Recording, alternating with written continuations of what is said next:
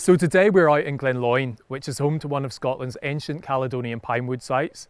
Caledonian pinewoods are places where wild populations of Scots pines still survive. This particular site is home to the oldest pine in Scotland, a tree that's been cored and dated back to the 1400s, so it's 565 years old at least. This site has been in decline for a very long time, so if we look around we can see we've got lots of old trees but no young ones have come up. And so for hundreds of years, basically, the grazing pressure has been too high here for young trees to grow successfully.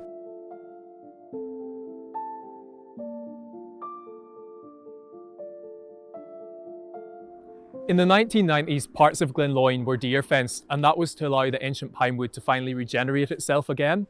Some of those fence compartments have been really successful, but others deer have got back inside and the regeneration's been suppressed once again. What we're doing here today is we're repairing one of those deer fences to allow the trees that we're establishing to continue to grow.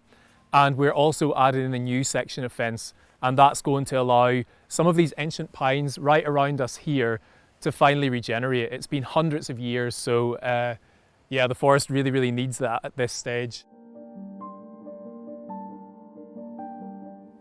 So the Caledonian pinewood at Glen Loyne is a refuge area for all kinds of specialised wildlife. Even though lots have been lost, there's still lots here.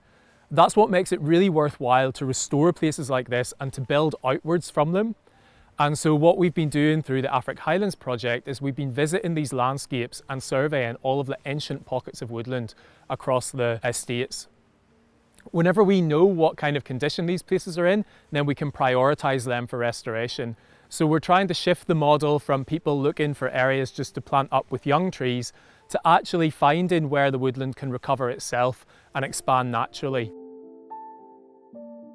At the same time, deer fencing isn't the answer to all of Scotland's problems.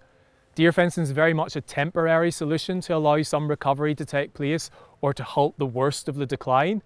But there are areas that we actually can't fence, they're just too inaccessible, like the crags up here, which also support some of the ancient pines. That's not feasible to fence at the minute. The other issue is that deer fences don't last forever. They're very much a temporary thing, and so a lot of the recovery can be lost if those fences are breached.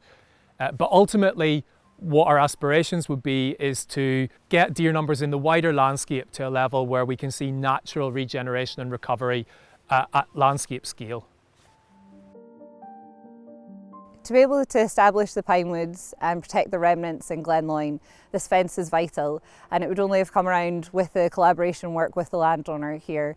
So Richard, his love of the pinewoods is what has been able to make this project get to the final stages, and we know that we'll be able to protect those pinewoods going forward for the next generation.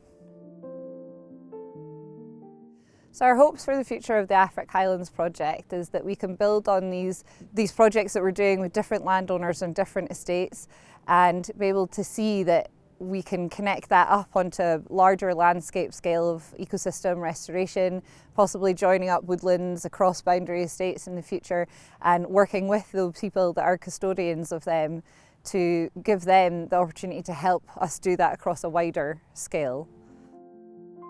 It takes time to get these projects off the ground.